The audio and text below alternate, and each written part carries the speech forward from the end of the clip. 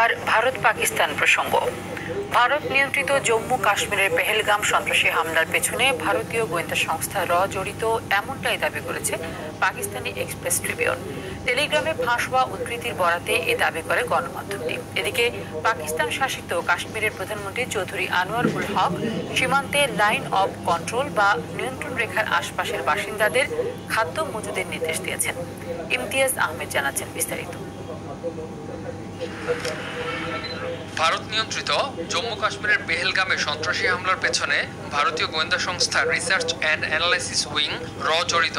টেলিগ্রামে ফাঁস হওয়া এক গোপন নথির উদ্ধৃতি দিয়ে চাঞ্চল্যকর এই দাবি করেছে পাকিস্তানের বিভিন্ন গণমাধ্যম। টেলিগ্রামে ফাঁস হওয়া গোপন নথির বরাতে প্রকাশিত প্রতিবেদনগুলোতে বলা হয়, পেহেলগামে ২৬ পর্যটক নিহত হওয়ার ঘটনাটিকে অমুসলিম জনগোষ্ঠীকে লক্ষ্য করে চালানো হামলা বলে প্রচার চালানোর সুস্পষ্ট নির্দেশ দেওয়া হয়। নথিতে পাকিস্তানি গোয়েন্দা সংস্থা আইএসআই-কে জড়িয়ে প্রোপাগান্ডা ছড়াতে ভুয়া অ্যাকাউন্ট ব্যবহারের পরিকল্পনার কথাও উল্লেখ আছে।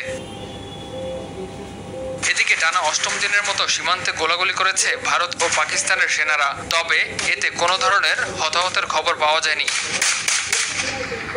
এদিকে শুক্রবার পাকিস্তান শাসিত কাশ্মীরের প্রধানমন্ত্রী Chowdhury Anwarul Haque line of control সংলগ্ন ১৩টি নির্বাচনী এলাকায় স্থানীয় পরিষদকে ২ মাসের জন্য খাদ্য মজুত রাখার নির্দেশ দিয়েছেন।